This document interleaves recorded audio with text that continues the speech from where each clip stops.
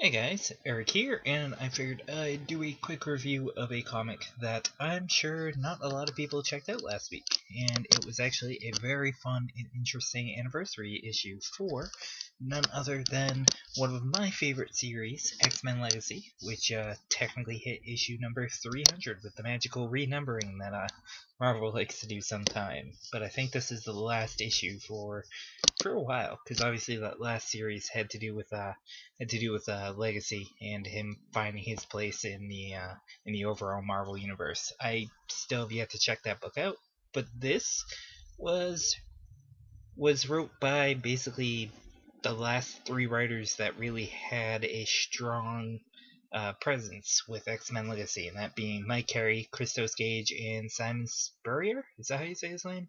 Someone correct me in the comments if I just butchered his name. And it has three different pencilers as well. Who Steve Kurth is the only one whose name I could actually know. Rafa Sandoval. Okay, I'm not butchering the names too badly. The other one I might. Tan and Huit. What? I don't know.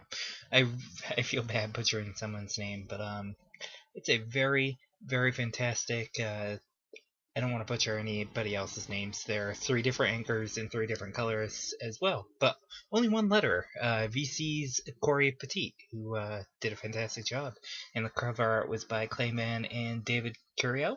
Once again, I'm saying everybody's names, but I'm sure I'm butchering some of these names. But it is a fantastic read, all about a character that none of us have ever heard of before. But he doesn't come off as a Mary Sue. A Mary Sue being, one of those characters that is created and can basically do and say everything, or basically can sonic their way out of any mess, or magically gain a super ability out of any mess. And he's a fantastic and very cool and interesting mutant that I don't think we've ever really seen this power set before. Basically, he's invisible to the human eye if you look away from him, similar to the Weeping Angels in a certain extent, but as a mutant. And it's very interesting to see exactly what they do throughout the story with this character as he helps this young girl kind of come to grips and peace with something that happened in her past. And all three writers do a absolutely fantastic job of humanizing and creating this unique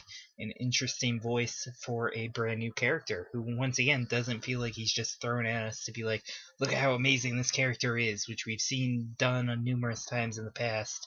I'm looking at a let me move my head for a second.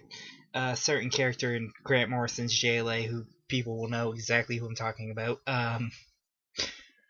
That's the best example that actually popped into my head. But yeah, we've seen it done in the past. But here it was actually done in a one shot, similar to that Exiles one shot from a couple years ago, right before the book hit issue number 100. There was a one shot that introduced a character that jumped between different worlds and was very fun. And we still haven't seen him since, but I'd love to see that character again. But going back on going going back on this character, Forget Me Not is his code name, and he's really cool. I like the character a lot. He Throughout the issue we learned more and more about his past.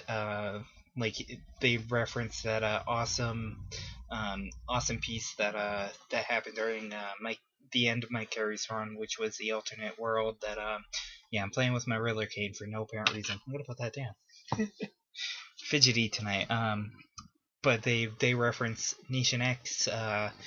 They reference AVX a little bit. They even throw out a very fun call out to Morph and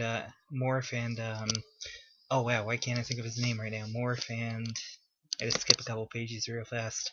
I'm looking on Comixology, so not Morph, Mimic. What is wrong with me? Mimic and what's the Canadian dude's name? Oh god.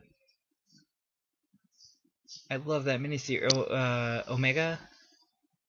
Omega Force? What was the name of the guy in Omega Force? Why can't I think of his name? It's gonna be the worst video ever. Weapon Omega. Yeah, I knew it started with Omega, but Weapon Omega and Mimic are used in a really fun way, and it was great to see those two characters again, because it's been forever since since we've seen them as readers. I think it's been since the Norman Osborn miniseries. Maybe no, there was a part during Christos Gage's run where the two characters appear for an arc of inside of X-Men Legacy that was really fun, underrated too. That might be my favorite arc of the Christos Gage stuff. But getting back on topic, Forget Me Not, great character, interesting X-Men, even X-Man, even if most of the X-Men don't realize who he is, and it's a very fun anniversary one-shot special issue that I would recommend you guys check out if you haven't yet. I think people really dig this. I don't know if it'll ever be used again, especially with the way they did the ending like they did, but yeah, I guess we'll see in the future. This X-Men Legacy 300, easily pick up in my book. Would recommend it to any of you to check out and try. So that is it for this one, guys. As always, if you like it, definitely check out some of the videos on my channel, which we'll be doing a live show tomorrow night, actually. Obviously, they're doing, as I'm recording this, they're doing this week's live show. But yeah, I'll be doing a live show tomorrow night on my channel. With my friend Tim Keaty, who does the Surfing Millions podcast, which is fantastic. But we will be doing a live show at 11 p.m. Eastern on my channel, so definitely come check it out. But yeah, as always, leave a thumbs up, subscribe here to Comic Frontline for all your awesome comic book, video game, and whatever else reviews that we throw at you guys. So I'm going to stop talking and hit the stop capturing video button. So I will see you guys on the next one. And definitely check out everything in the link below that I link you guys to. So thanks as always for watching, guys. Definitely pick up X-Men Legacy 300, and I'll see you on the next one.